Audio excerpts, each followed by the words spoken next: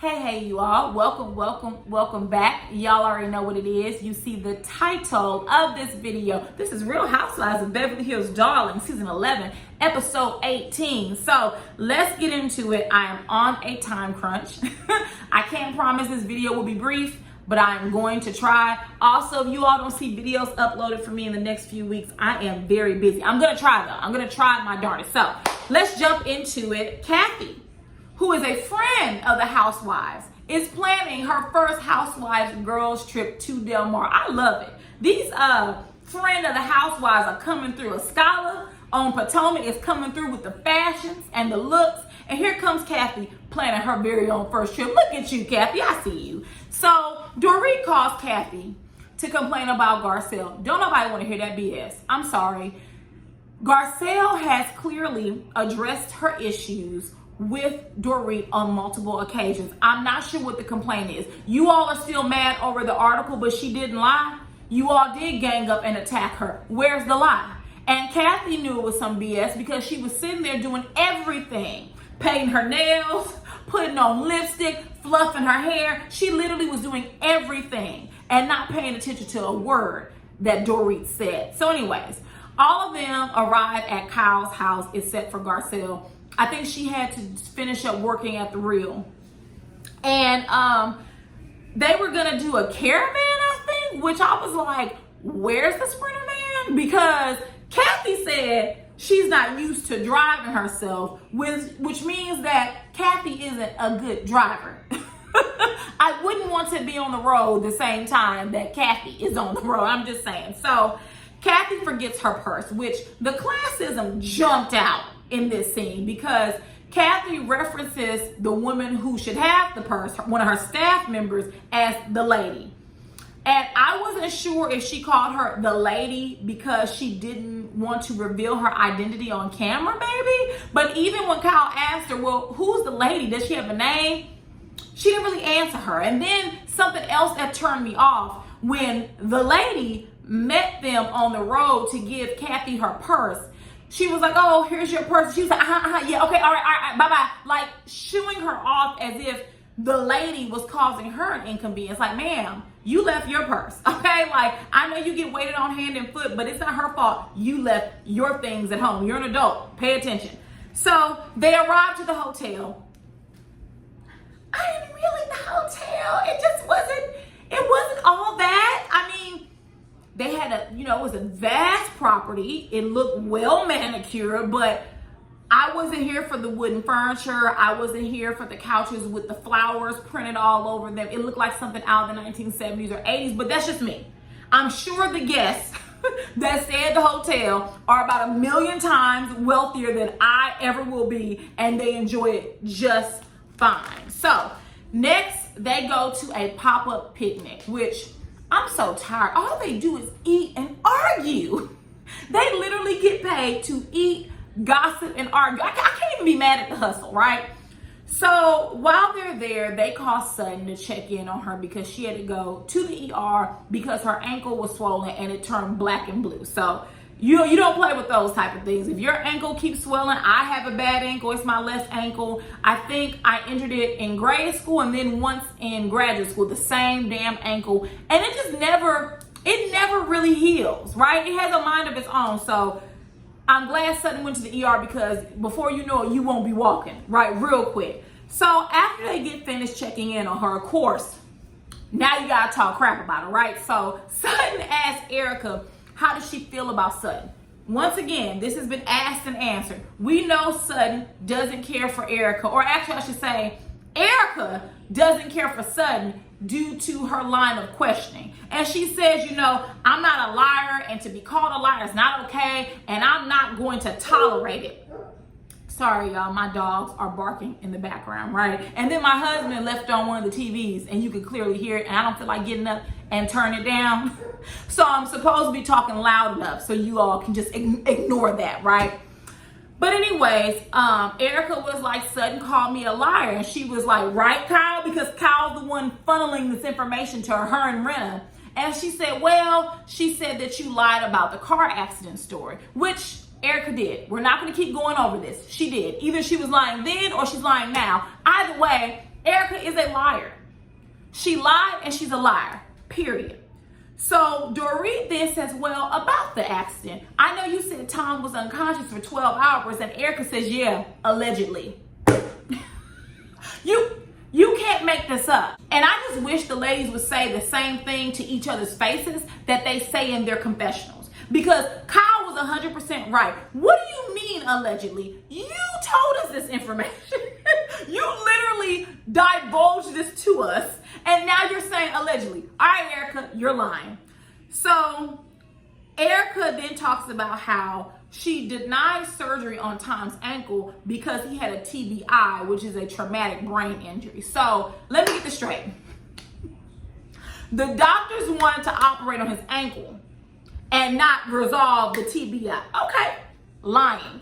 We're not gonna do this with Erica every episode, y'all. It's obvious she's lying, she's covering, she's putting 20 on 10, honey. So Erica, I think she felt that the ladies could smell BS. And so she said, you know, everyone can F off. I know the truth. It's a real thing. And on top of that, Tom had a competency hearing this morning. Girl, don't nobody feel sorry for you.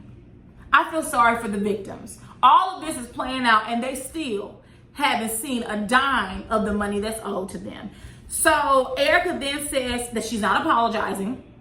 And she doesn't care if Sutton feels threatened. She should have been threatened. Why should she have been threatened, Erica? Because she asked the questions that you don't want to answer? Like, is that really worth threatening someone? It really isn't. And I just don't understand why these women are so afraid of Erica. She's not some damn mob boss wife. Who the hell does Erica think she is? She can barely pay her bills. Let her tell it. Honey, a woman who is broke, who's living off victims' money, they couldn't scare me. Not at all. Moving on. Next, we see Garcelle arrives. And normally, I am very critical of Garcelle's outfits and her hair and makeup because Garcelle's such a beautiful woman. She deserves a lot better. I don't think it's purposeful with her, right? But I really, really, really love this all-white outfit, especially the sweater. I love sweaters. Too bad I live in a hot climate, right? I can only wear them for like that long. And I loved her hat. She looked really nice. So she goes to her hotel room and Sutton gets wheeled to Garcelle's hotel suite. And so she asks Sutton about Erica. And Sutton says, well, you know, Crystal told me that the door was closed. So I don't know if I need to knock on that door or not. Listen to me, Sutton. Listen to me. No, leave the door alone. Do not knock. Don't tap. Just back away. Erica wants nothing to do with you. There's no reason for you to talk to her. She's very mean. She was growling at you like a rabid animal. No, baby. Leave Erica the hell alone where she's at, okay? So they get to dinner, right? And this is where the mess pops off. So Garcelle wheels Sutton into dinner. And listen, I know someone's going to say it's not all about race. And you know, you may or may not be right, but I just couldn't help it. It was giving me, you know, Driving Miss Daisy feels like this black woman just kind of pushing this white woman on along in a wheelchair mask. I just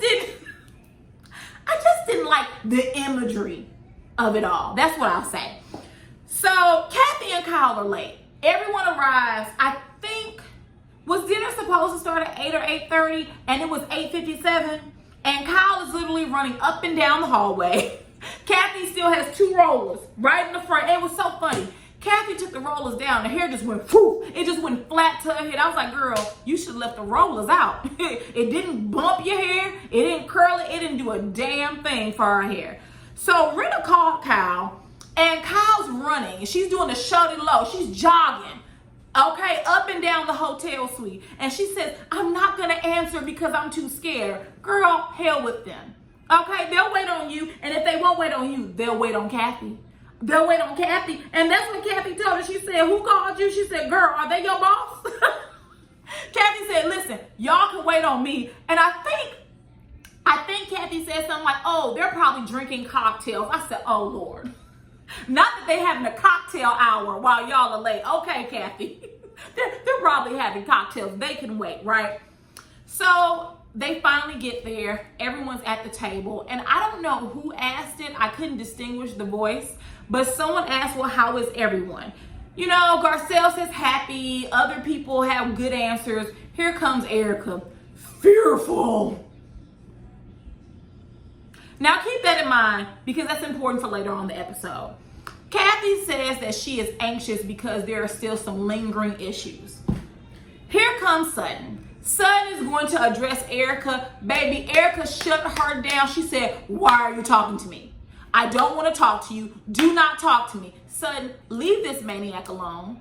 Erica wants nothing to do with you. There's really nothing to resolve. We all know that Erica is lying. There's no conversation to have with her. The more she talks, the more she lies. And I think Kathy asked, is there any room for forgiveness? Because I don't think Sutton meant to use the word lie. First of all, yes, she did. And it was accurate. There's nothing wrong with the word lie or calling someone a liar if they are. Right? If you say, I have a big forehead, I have a big forehead. It's not that big of a damn deal. The truth is the truth. I don't care who doesn't like it. But Erica was like, no, I'm not forgiving her. And I told you I don't want to talk about it. It just is amazing to me how these women back down from Erica. I would not back down from her. Who is, what? Can you all please explain to me why everyone is so afraid of Erica? I feel like I'm missing something from the conversation because I didn't watch it for a number of seasons. Like, what has Erica done for them to be so fearful of her, for them to tiptoe around her? So here comes Dorit with the BS. She says to Sutton, there is a lot of crossing the lines between the both of you. And Sutton was like, wait a minute, hold on. Why am I the bad guy? Because here's the thing. Everyone, with the exception of Rinna, had the same questions that Sutton had and had similar commentary that Sutton had. Dorit, Crystal, Garcelle, Kyle. We continuously see Kyle talk shit. Kyle and her husband and Dorit and PK was sitting at that table having them a good old laugh at the expense of Erica. So what's the problem? And Garcelle tells Dorit, because no, let me back up. Dorit says, well, I'm trying to help you, Sutton. And Garcelle jumps in and she says, so telling someone to, tell the truth, that's trying to help them? She was like, no, you all were ganging up on her and attacking her at Kathy's party, which was the truth. All of you all sat silent. I will say, Dorit tried to get in here and there, but for the most part, everyone was silent. They were. They sat back while Erica really went in and threatened Sutton. So then Sutton says to Garcelle, you've been in this group long enough to know when it's an attempt to help, right? Don't you understand? I cannot stand people who are condescending. It boils my blood. You do not have to talk to me all that. Do you understand? Do you understand? Do you have any more questions? And listen, those phrases said in context can make sense, but she was being condescending to Garcelle because if Garcelle would have said, no, I don't understand, then what would you have said? I just want to slap those dumb pigtails off of Dorit's hair. I cannot stand the character that is Dorit. And so then she brings up what Garcelle said at the table when she was like, that's not what you said the other night, right? Even Kathy was like, I thought we resolved this. And Dorit was like, yeah, but, and she said, Dorit, come on. And I found it very interesting how Dorit did not push back at Kathy. See, these white women on this cast, they know who's more quote unquote powerful, like in real life. You notice she shut the hell up when Kathy was like, Dorit, come on, this has been resolved. You notice she didn't push back at Kathy. None of them do. They all let Kathy ride. They don't say a damn thing to Kathy, with the exception of Garcelle, because they know that she holds some type of perceived wealth power outside of this show, inside of real classist social groups. So they don't push back because they never know when they may need a favor. So then the attack on Garcelle starts, and it is spearheaded by Rinna and Dorit. You can't tell me they don't discuss these things prior to them meeting up for dinner or whatnot. So Rinna says, you said you felt uncomfortable. And Garcelle was like, nah, I didn't use the word uncomfortable, right?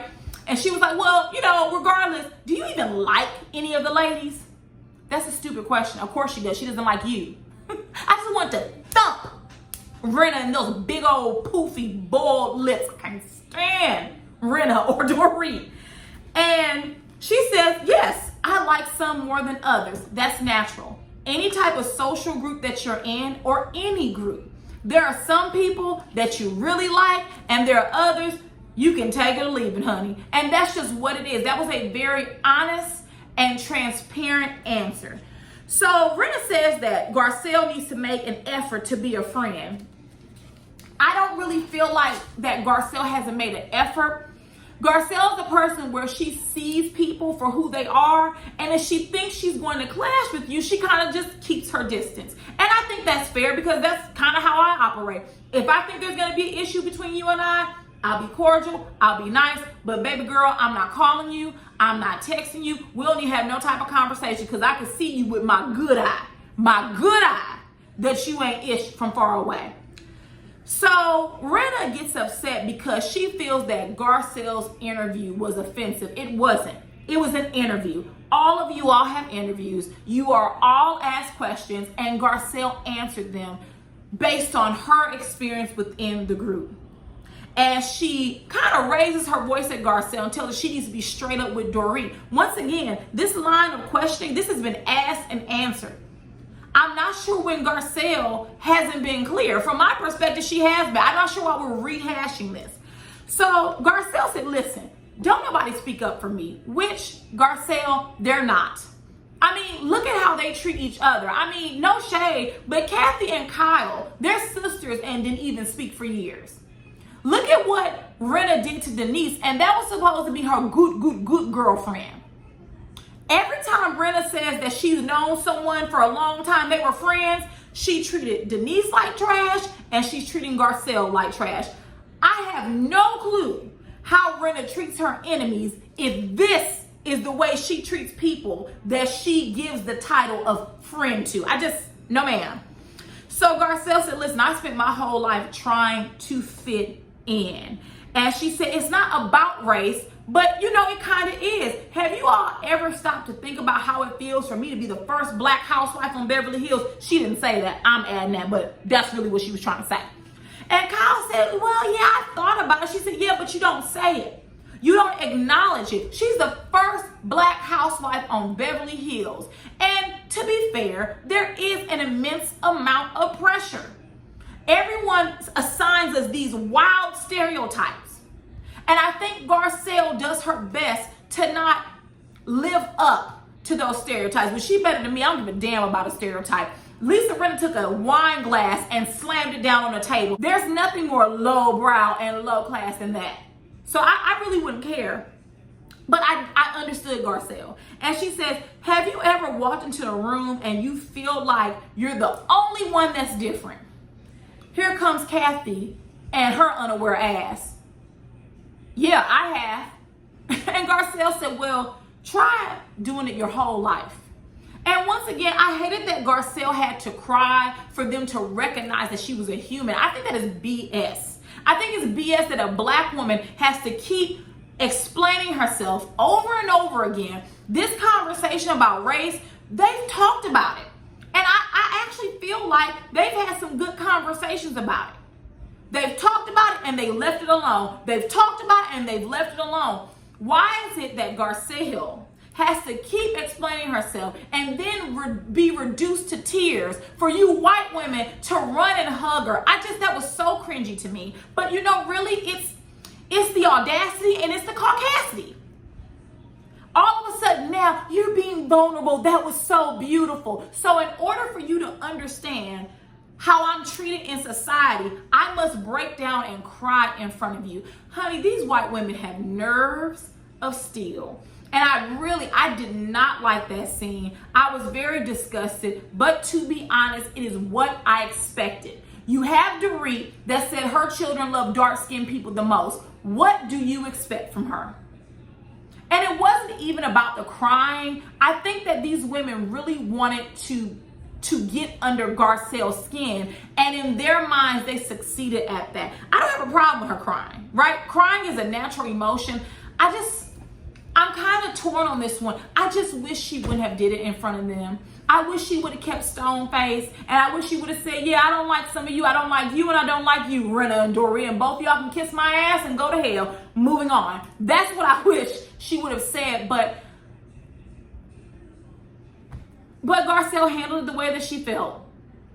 You know, I guess so. I didn't like it.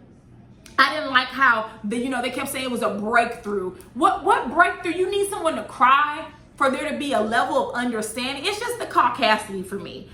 So then after that, Kathy invites them all back to our hotel room, to the suite, and they're like, ma'am, it's almost 1 o'clock in the morning. We's tired. We've been traveling all day. We going to bed. And Kathy's like, well, I got this suite so you all can come over and have tea. Ma'am, ain't nobody thinking about no tea at no midnight. Now, if you said wine and a few shots, Rena would have been front and center. Moving on. Next, Kathy has planned a sound bath for the group. I've never been to a sound bath. Don't know if I would want to go to one. I don't trust everyone with my spirituality. I don't want nobody to do nothing to me that I'm not aware of. It looked relaxing enough, and Kathy said that it was meant to be relaxing and it had a spiritual component to it. But baby, in these group of women, oh hell no, I don't trust none of them. I don't know who this woman is in this class. Who is she? Who certified her? How does she know what she's doing? So I would not have been in attendance. But anyways, Erica, per usual, is MIA, and as you know, she's dealing with something per usual. It's something every day.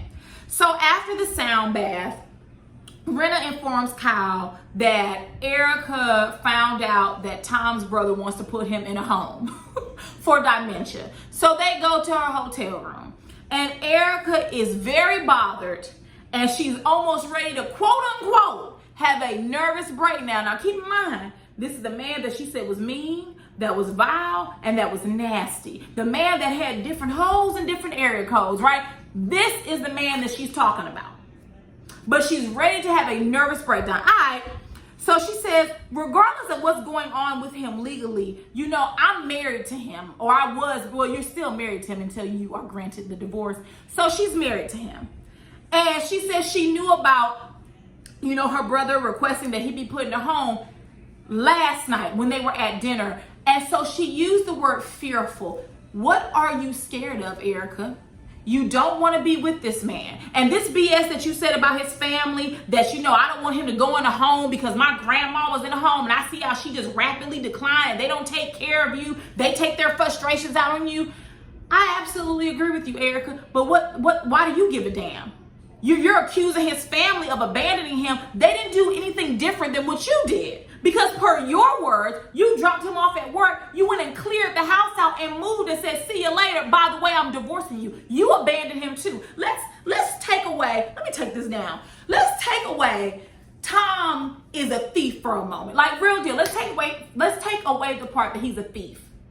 Your husband is older and you knew that when you married him. You dropped this man off at work. He did not know what was going to happen. You left, cleared out the house, and moved into a different property, and then said, by the way, I'm divorcing you. You abandoned him just like his family did. You didn't want nothing to do with him either, right, Erica? See, this is where we need more questioning at. I'm divorcing him, but I'm not divorced from caring for someone. Why the hell do you care about him? Let you say he cheated on you the whole time. Let you tell it he was mean and nasty to you. I'm not saying you have to hate him, but baby, you got the hell away from him as quick as you can. How dare you try to denigrate the rest of his family? Because baby, just like you don't want nothing to do with it, neither do they. And they don't have to take care of Tom. If Tom would have did what he was supposed to do, and he wouldn't have stolen people's money, he wouldn't have to worry about being in a home. And no, Tom is not off his rocker. Tom ain't got no goddamn dementia. Tom is perfectly fine. You would be acting crazy too if someone told you you were going to spend the remainder of your life in a cage. He's doing whatever he can so he won't have to go to jail. Okay? So it's whatever. And the fact that Erica is upset and she's like, you don't know who your friends are until you get broken. Oh, this isn't about him being broke. He's broke because he stole people's money. He was robbing Peter to pay Tom. Very literally. Very literally he was. So this issue that you have with people abandoning him, you did the same thing. And it's just so funny to me that Bravo is painting Erica as his victim when she's not. This man literally stole people's money so him and his wife could live lavishly. I'm with PK. At this point, it's not alleged. We know that he did it. We know that he did it. It's just a matter of time before the court gives out their findings, right? And you're upset. Why? None of this makes sense. And every time I see Erica, I really do believe that her and Tom are in cahoots. Because why are you upset? You don't want him to go into a nursing home. Where are you going to take care of him? He needs to have, what did she say? He needs to have an assistant or a nurse, a caretaker. Well, why don't you become his caretaker? You said he held your hand while your grandmother was transitioning and that he paid for everything. And this is how you treat the man that paid for everything, right? Listen, liar, liar, pants on fire. I'm not here from Erica. She's putting on this act. You could have kept that fearful bit to yourself. Oh, how are you guys feeling tonight? I'm all right, not doing my best. That would be honest. But then again, we're dealing with Erica Jane, who doesn't know how to be honest. And to be honest, Erica's not going to face any legal ramifications from this. She's just not. I mean, look at Madoff's wife. I think they gave her $1 to $3 million. That wasn't her goddamn money. It wasn't her money. It was money her husband stole from people, but they let her keep $1 to $3 million of their money. If you're black, don't try that at home, because you will be sitting in big jail right next to your husband. So nothing's going to happen to Erica, but it's just really interesting how these reality shows, they always try to paint or martyr the individuals who have committed crimes. Same thing with Teresa and Joe, Giudice, whatever their last name is, however it's pronounced this year. You can't get me to believe that Teresa didn't know what was going on. She just thought they wouldn't get caught. Just like these people with these PPP loans. Honey, if Uncle Sam don't play about nothing else, he don't play about his coin. You may have gotten away with it this year, but what about next year? Honey, Uncle Sam has a list and he's checking it twice. So Erica's not going to get in trouble for all this, right? And we really don't know what's going to be the outcome of Tom's case. But I will say this, it's not lost on me that Erica is being very protective of Tom, but yet in one breath she's protective, in the next she's critical. He's a bad person. He's mean. He's evil, right? He's a liar. He cheated on me, but now she doesn't want him to go in a home. Well, where the hell do you think he belongs? Because I think he belongs in a cage with everyone else who commits crime. So that's all I have. If there's nothing else, drop down in the comments and let me know what you felt about this episode. Thank you for watching, and I will see you all later. Mwah. Bye-bye.